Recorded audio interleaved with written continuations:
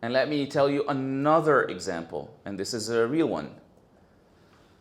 So some mosques, alhamdulillah, they now have a way for people who have some form of a physical disability to come to a congregation, right? Through a wheelchair. Okay, with a show of hands, how many mosques do you know that have trained imams and they do orientation sessions so that they can accommodate during the sermons or congregations people who are autistic? How many mosques do you find? No one is raising their hand. Why? Because people who are autistic are supposed to be sacrificed for the greater good.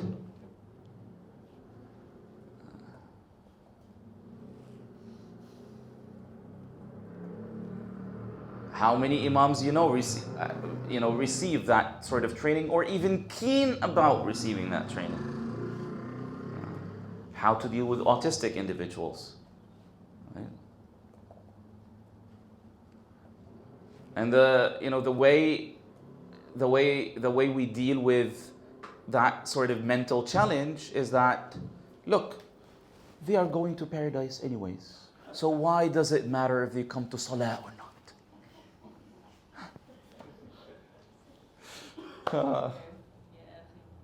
Right? They're going to paradise. And in some neighboring countries, there are families who don't want to have their autistic children. There are cases where,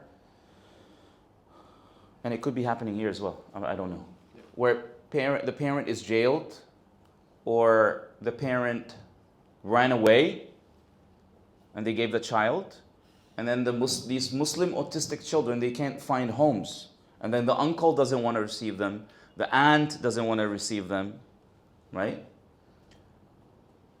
But we collectively as a Muslim community, we're not aware, right? I mean, how often do you find this issue raised? Rarely. Why? Again, why? Because it doesn't constitute an existential threat to the collectiveness. Then we're fine. Then we're okay. Right? Why? The collectiveness is maintained. So the individual can go to hell.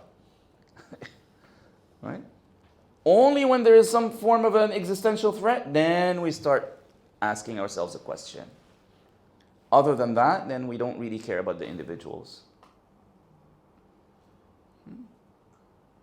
So this, I mean, yes, our overarching topic, self-care versus selfishness, but do you see the repeated meaning in these different aspects? But it's the same thing, right?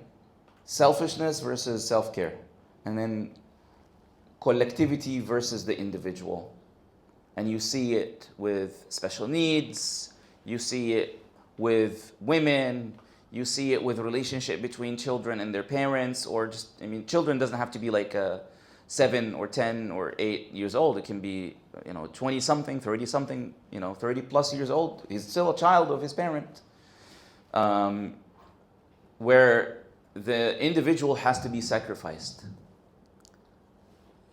And then the problem in all of this is that we present this as a Sharia position, not as a cultural. But this is the Sharia. It stresses the importance and emphasizes the importance of collectiveness. Yes, it does, but it doesn't tell you sacrifice the individual.